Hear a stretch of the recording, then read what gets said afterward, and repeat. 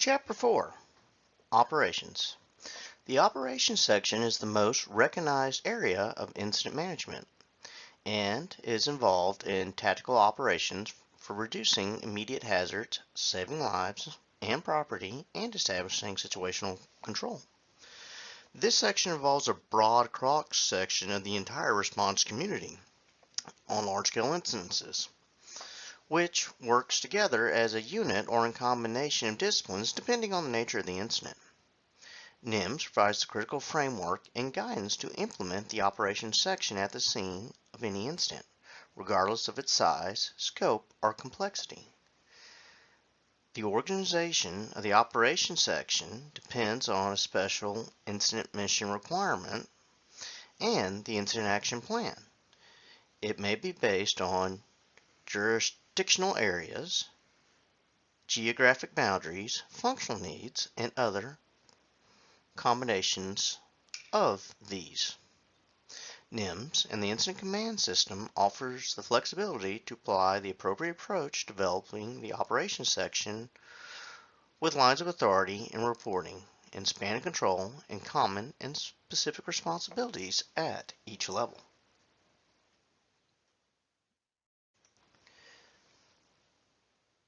In both case studies, large numbers of personnel and resources will be required in order to effectively respond to those incidences. Responding personnel need to be assigned specific tasks and perform specific functions at the incident site. And assigning resources must be systematic and must occur according to discipline, function, and geographic needs. The operations section manages all tactical operations at the incident site.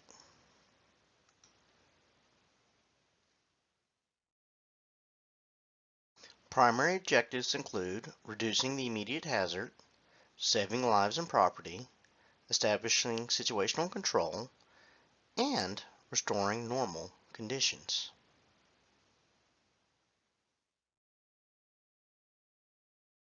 The operations section operates at the discretion of the incident commander.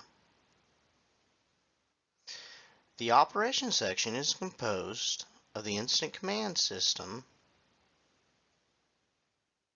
and generally has the greatest number of assigned personnel.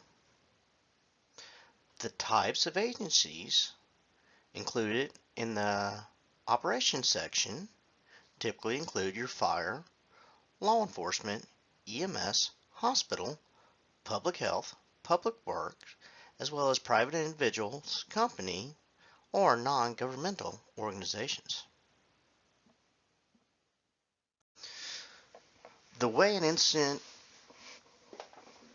operation is organized and executed depends on the type and magnitude of the incident, the agency's need to complete the objectives, and the strategies of a particular incident management effort.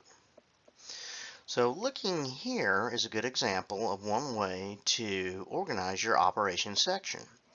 Notice how on the fire side you have a fire suppression branch, technical rescue branch, special operations branch, and EMS branch, and then how it's broken down into smaller groups. So you have your different divisions.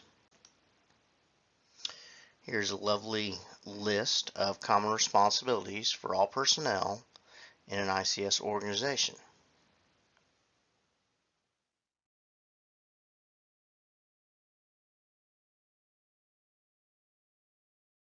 And Table 4-1 is also in your text. So when we're looking at the primary organization structure in the operations section, you have your operations section, and then underneath it you have your branches up to 5, and each branch can have a division or a group assigned to it, and that can be up to 25. And then your individual resources like ambulance, fire truck, strike team A, B, whatever the case may be.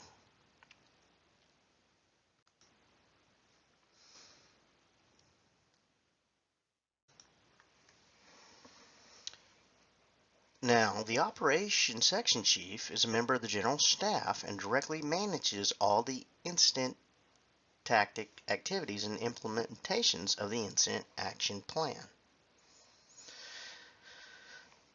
The Ops Section Chief also assists in developing the Incident Action Plan and briefs personnel, supervisees, as well as the individuals within the branch, and determines what resources are needed to carry out the strategic objectives.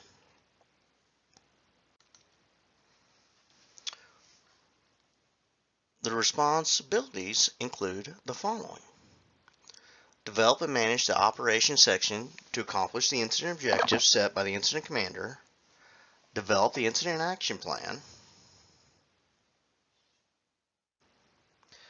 supervise the operations section, determine the needs for additional resources, assemble strike teams, report special activities and events or occurrences, provide a constant review of active resources, maintain the unit activity log. Now, it's important to note that the following supervisory levels can be added to the operations section to help maintain that effective span of control. And that's when you start getting into your branch directors, divisions of groups and supervisors, strike teams and task force leaders, as well as single resource leaders. Again, it's all about the span of control. As long as you stay within 1 to 3 or 1 to 7, of course, 5 being optimal.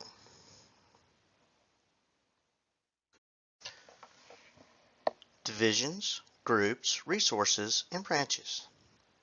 The operations section is subdivided into divisions, groups, resources, and branches as needed for those larger incidences. Now, divisions are used to divide incidents geographically, like north side of the town, south of I-20, west of the river, whatever the case may be. The person in charge of each division is designated as a supervisor. The geographical division of the incident scene is usually determined by the needs of the incident, natural geography barriers, or man-made obstacles. The most common method for identifying or labeling divisions is by using letters, such as Alpha, Bravo, Charlie, Delta, etc. Now, groups are used to describe functional areas of an operation. The person in charge of each group is designated as a supervisor. The type of groups established will be determined by the needs of the incident. Groups are usually labeled according to the job they are assigned. Now, groups work within the incident wherever their assigned task is needed and are not limited by geographical boundaries. Combine geographical divisions and functional groups.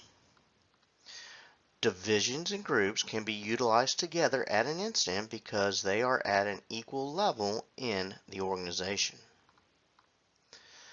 Divisions and group supervisors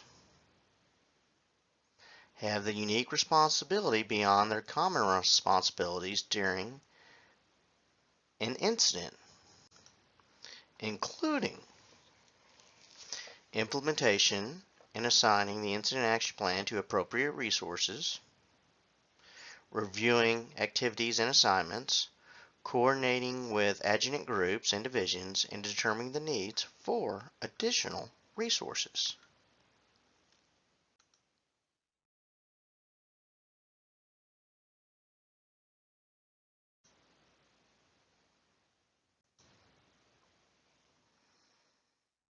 Resources. In an incident, individual resources are initially assigned to report directly to the incident commander.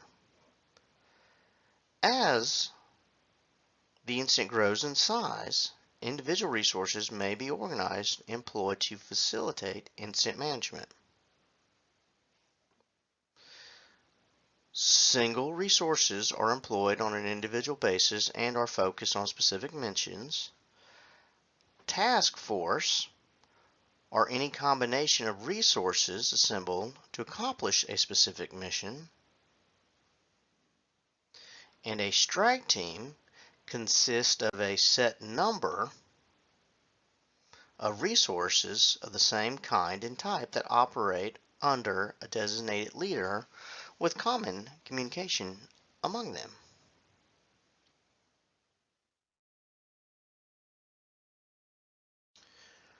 Responsibilities for task force and strike team.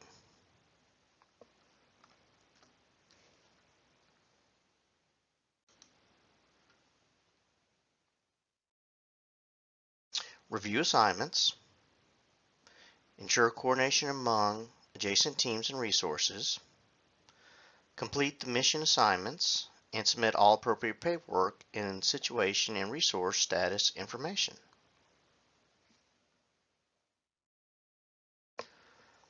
Branches are established to delegate a more appropriate span of control. Again, the recommended span of control in the operations section is 1 to 5.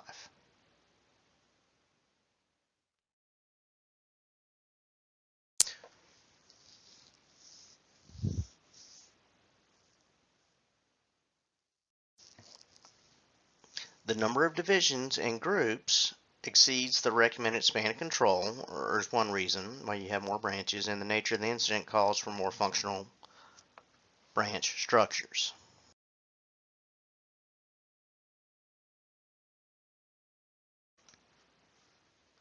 Multi-jurisdictional incidences. Large instances that across cities, townships, county, or state lines are multiple jurisdictional. In multi-jurisdictional instances, resources are best managed under the agencies that normally control them.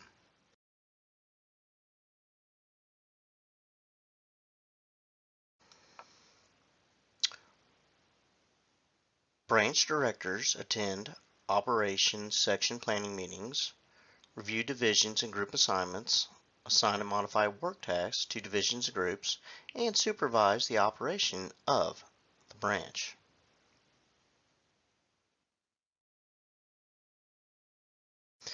The branch director is responsible for resolving logistics problems within the branch, as well as tracking, modifying, and reporting the incident action plan, ensuring that all appropriate paperwork is complete and submitted from each area within the branch.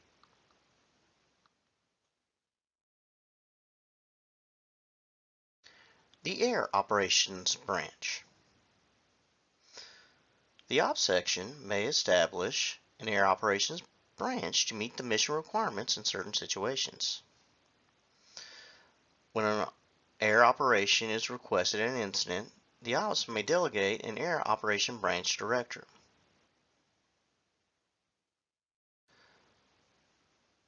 Whenever both helicopter and fixed-wing aircraft must operate simultaneously within the incident airspace, an Air Tactical Group Supervisor should be designed. The Air Support Group is responsible for all appropriate record keeping for aviation assets assigned to the incident.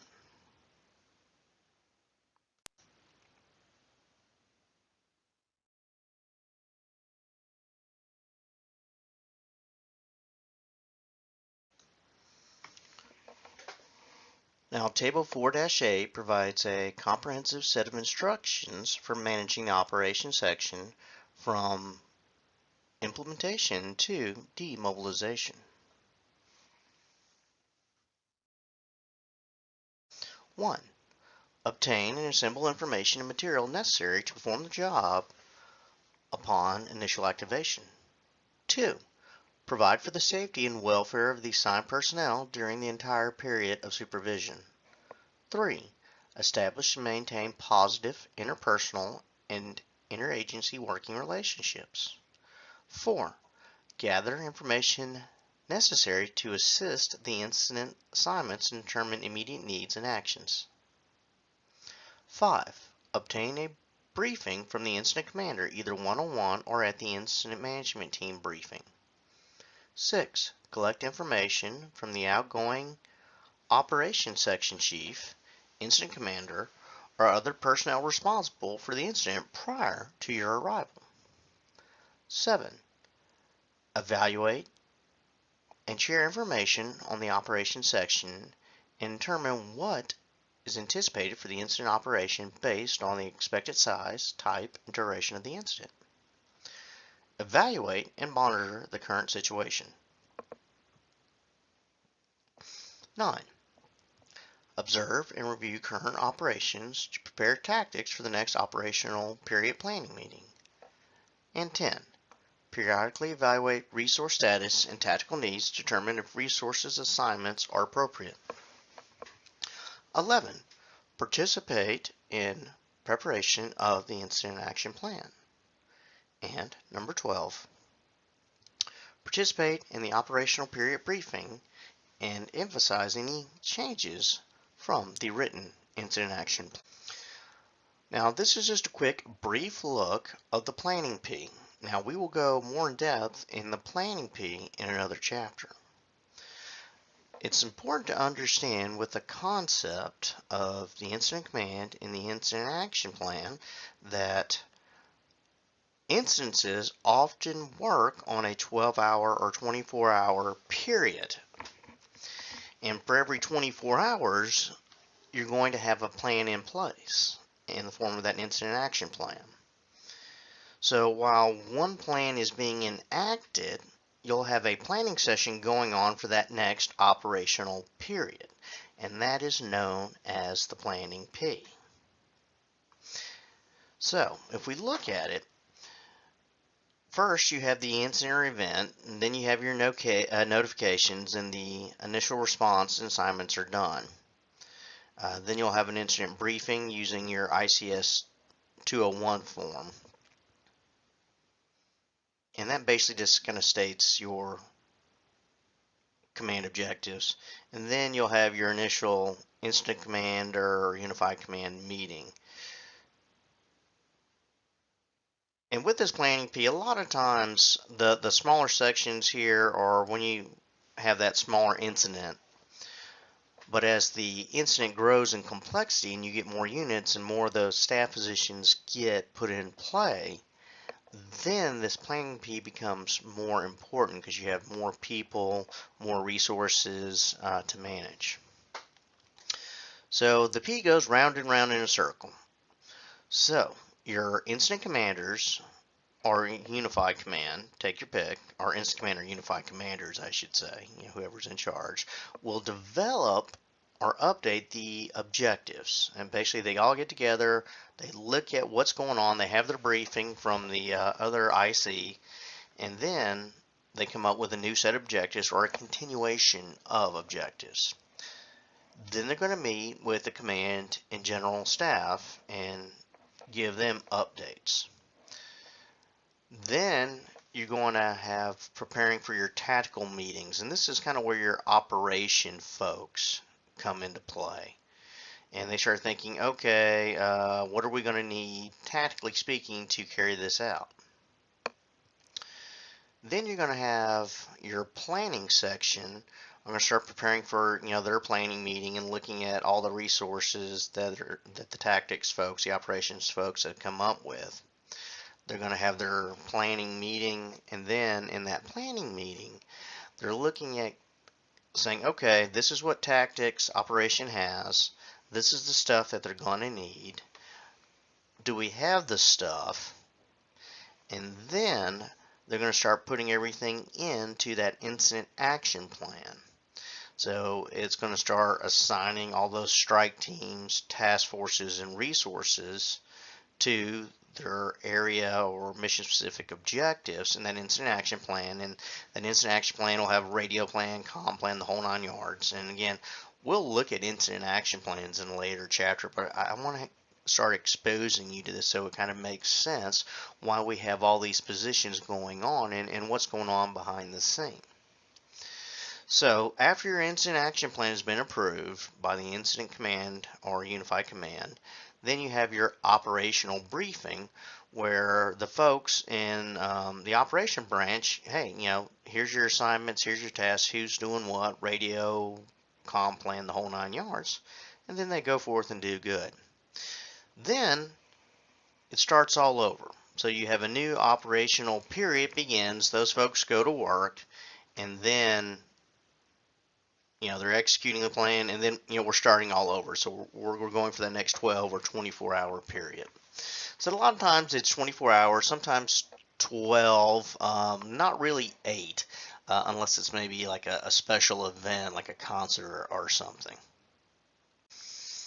So, summary. The operations section is involved in the tactical operations for reducing immediate hazards, saving lives and property, and establishing situational control. NIMS provides the critical framework and guidance to implementing the operations section at the scene of any incident. The organization of the operations section depends on the specific incident mission requirements and your incident action plan. NIMS and an ICS offer the flexibility to apply the appropriate approach to developing an operation section. Okay, gang, so you got your review questions to do. Don't forget to read the chapter if you haven't already, as well as your independent study course 200 to do for this week. So until next time, be safe and have a great day. And again, as always, if you have any questions, you can email me at aroberts@athenstech.edu, or you can call me in the office at 706-357-0162.